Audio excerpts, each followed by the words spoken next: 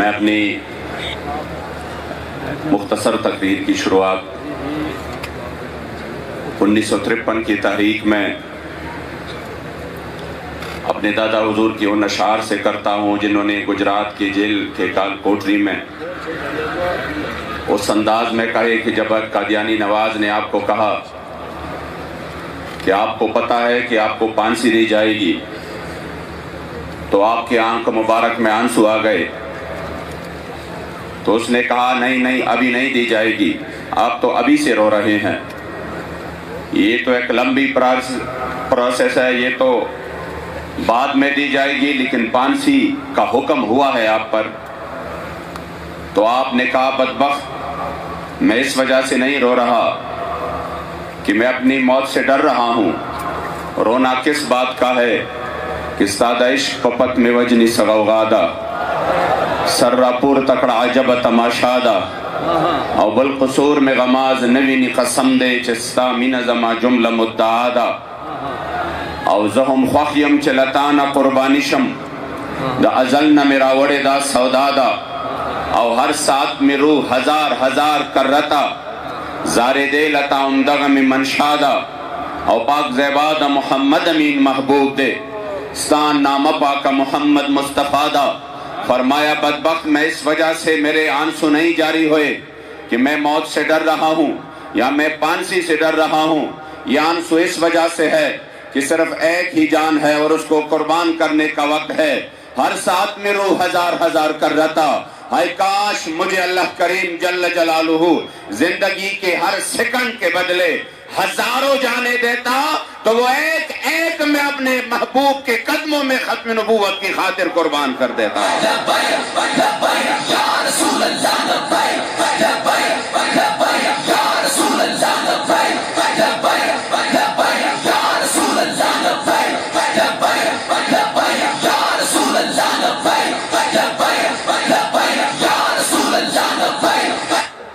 اس لیے آج بھی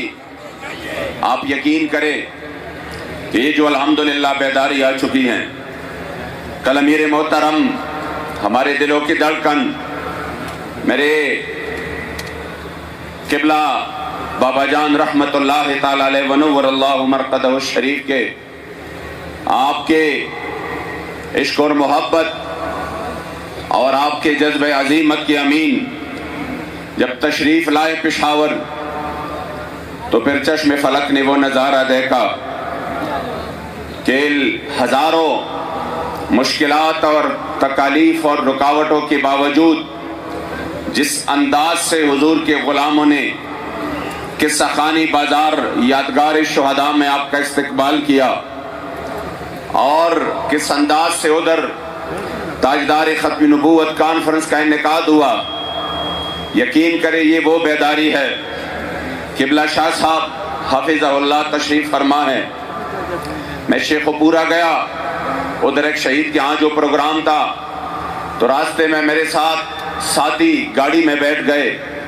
انہوں نے مجھے بتایا کہ بابا جی کے آنے سے پہلے یہ باغمان میں ہماری حالت یہ تھی کہ ہم اس حد تک بھی ہمیں خبر نہیں تھی کہ ہمارے رشتہ داریاں بھی ان کے ساتھ ہوتی رہی، یعنی قادیانیوں کے ساتھ، کہ پھر اس کے بعد اللہ کریم نے ہمارے اوپر کرم فرمائے اور ہم نے قبلہ بابا جی کو سنا۔ یقین کرے ہم نے شاید یہ سمجھا ہے کہ کوئی ختم نبوت کا نعرہ لگائے یا ختم نبوت پہ تقریر کرے یا ختم نبوت پر کتابیں لکھیں تو یہی خدمت ہے اور یہی سب کچھ ہے، بات ختم ہے۔ لیکن بابا جی جو بھی کام کرتے تھے وہ آگے کا، آپ یہ بھی بات کرتے تھے کہ حب الوطنی یہ نہیں ہے کہ آپ وطن سے محبت کریں، فرماتے تھے کامل حب الوطنی یہ ہے کہ وطن کے غداروں سے کامل نفرت بھی کرے۔ اس طرح ختم نبوت کے حوالے سے آپ نے صرف تاجدار ختم نبوت کا نعرہ نہیں دیا بلکہ اس کے ساتھ ساتھ جو قادیانیت کے حوالے سے آپ نے جس قسم کی بیداری اس قوم کو دی اور پھر جو کامل نفرت آپ سے ہم نے سنا، یہ ٹھیک ہے ہمارے امام اہل سنت نے یہ بات لکھ کے تھی کہ قادیانی کی اقوال جو ہے وہ انجس الابوال ہے، لیکن اس کی اگر ہم نے کہاں سے سنی ہے؟ بڑے جلسوں میں، مجمعوں میں میں یقین سے کہتا ہوں کہ اس سے پہلے قادیانیت کے حوالے سے اکثر ہم ٹی وی پر بھی سنتے تھے، لوگوں سے بھی سنتے تھے، وہ بڑے بے باک تھے، ان کو کوئی پرواہ نہیں تھا، وہ جب بھی کہتے تھے تو کہتے تھے احمدی مسلم کمیونٹی۔ لیکن جب سے بابا جی نے قوم کو یہ بیداری دی ہے، اب آئے کوئی نر کا بچہ اور اس طرح کہے، ان کو پتا ہے کہ سب رسمی طور پر تو آ سکتے ہیں، لیکن اگر حقیقت میں ہمارا گریبان پکڑ سکتا ہے، جس کا اقرار آپ کو فیضی صاحب نے بتایا،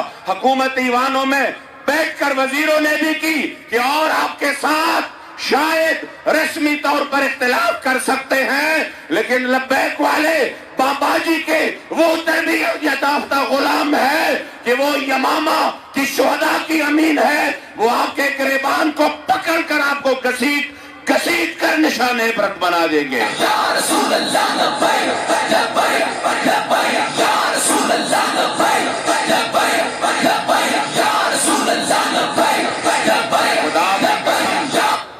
بابا جی کا اتنا بڑا احسان ہے اس قوم پر۔ اگر آپ کو یاد ہو تو کچھ سالوں پہلے کی وہ حالت 2016-17 کی تاریخ اٹھائیے، اس حالت تک یہ قوم پہنچے تھے کہ صرف میلاد النبی کے پوسٹرز پر بھی ہزاروں مقدمات درج ہوئے تھے، ہزاروں مقدمات، اور لوگوں کی آراس اور میلاد کی محافل پر بھی مقدمات تھے۔ اور مجھے وہ وقت بھی یاد ہے، میں پہلے یعنی وہ ایام تھے کہ میرے بابا جی کے ساتھ اللہ کریم نے مجھے یہ شرف بخشی۔ وہ ایام مجھے یاد ہے کہ جب میلاد کے اعلان پر بھی پرچہ ہوتا تھا، اور میلاد کے لیے ہمارے بندے ایک دو مہینے جا کر پھر وہ ادھر ذلیل ہوتے تھے،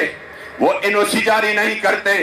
لیکن پھر میں نے بابا جی کا وہ غیرت والا اعلان بھی سنا کہ ہماری مرضی ہے، یہ ملک حضور کے نام پر بنا ہے، جہاں ہماری مرضی ہو ہم مصطفیٰ کریم علیہ السلام کی ذکر کی محفل کریں گے۔ اور پھر چشم فلک نے وہ نظارہ دیکھا بھی۔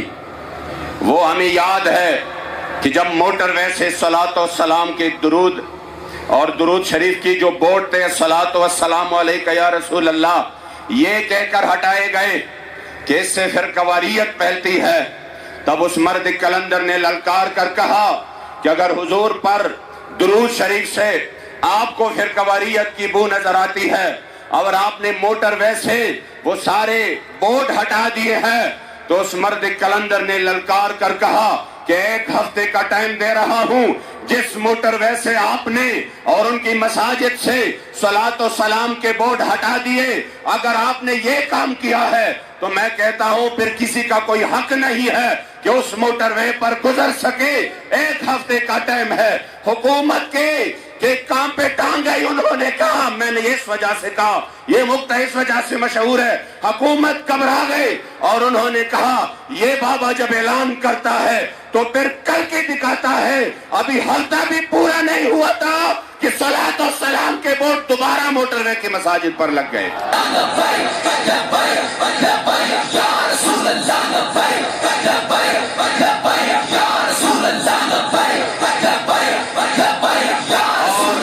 اس کے بعد الحمدللہ سنیوں کو جو شان اور آن عطا کی ہے، میں اس وجہ سے نہیں کہہ رہا کہ کوئی اس کو کوئی اور سمت میں لے جائے، لیکن مجھے یاد پڑتا ہے کہ ہمارے ہاں یہ تھا کہ ایک طرف اگر ہمارے نظریاتی مخالف وہ جا کر ختم نبوت چوک نام رکھ لیتے، بھلا وہ میدان عمل میں تھے یا نہیں تھے، لیکن ہمارے سنی اس کے مقابلے میں آ کر میلاد چوک کا نام رکھ لیتے اور کہتے یہ ہم یہ نام استعمال کرتے تھے۔ ہم نے کہا ہم میلاد والے ہیں، ہم یہ نام، انہوں نے عوام سے کہہ رہے تھے کہ دیکھو ہم ختم نبوت کی بات کرتے ہیں اور یہ ایک استحبابی عمل کے پیچھے ہیں، لیکن خدا کی قسم جب قبلہ امیر المجاہدین نے حضور کی ختم نبوت پر پہرا دیا، پھر میں نے اپنے خیبر پختونخوا میں سنا،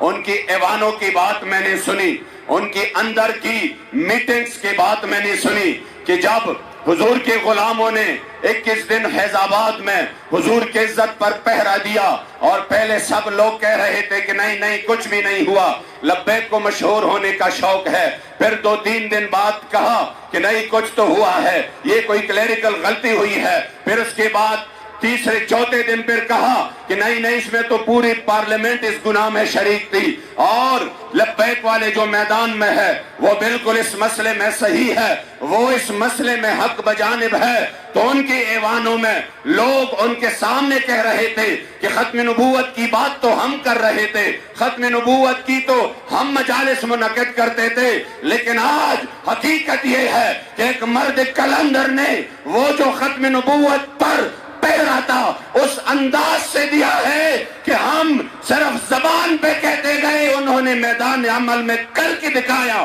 کہ ختم نبوت پر پہرہ داری کیسے ہوتی ہے۔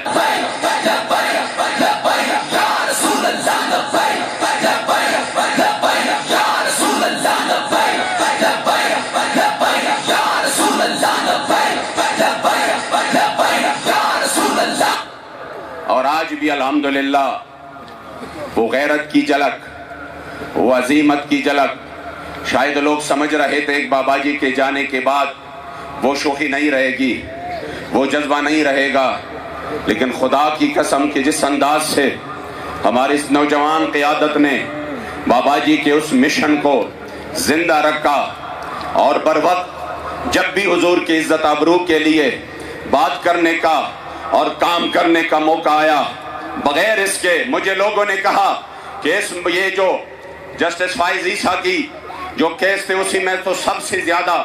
جو کردار تھا وہ تو لبیک والوں نے، تو پھر لبیک والے کریڈٹ لینے میں کیوں اس طرح کرتے ہیں؟ میں نے کہا لبیک والوں کو کریڈٹ چاہیے تو وہ صرف مکینی گنبد خضرا سے چاہیے، خدا کی قسم ہمیں اور کریڈٹ کی ضرورت نہیں ہے۔ اگر اس در سے ایک نگاہ ناز مل جائے پخوگا خلد یوزل زمانم یاد کا، پخوگا خلد یوزل زمانم یاد کا، بیا بنش مصیبت کی زمارو۔ میرے جد امجد فرماتے یا رسول اللہ اپنے خوبصورت اور شیرین زبان مبارک سے کبھی زندگی میں اگر ایک بار بھی میرا نام یاد آ جائے آپ کی زبان مبارک سے، پھر مجھے کسی چیز کی ضرورت نہیں ہے۔ بخوگا خلد یوزل زمانم یاد کا، پھر پوری دنیا مصیبتیں بن جائیں کوئی پرواہ نہیں، بخوگا خلد یوزل زمانم یاد کا، بیا بنشی مصیبت کی زمارو اور زچتا پس پگر موخ کو جاڑم وی پا لطف و لذت کی زمارو اور پا قسم دل برا ستا وصل چنوی خوخ بنشی پا جنت کی زمارو اور ماں محمد امین خوخ کرستا ماتم دے ندے خوخ پا سلطنت کی زمارو۔ ہمیں میڈیا نہ دکھائے پرواہ نہیں، ہماری اوپر پابندیاں ہو پرواہ نہیں، لیکن اگر ہماری ایک عمل میرے کریم آقا کی بارگاہ میں قبول ہو جائے، خدا کی قسم دنیا بھی سور جائے اور آخرت بھی سور جائے۔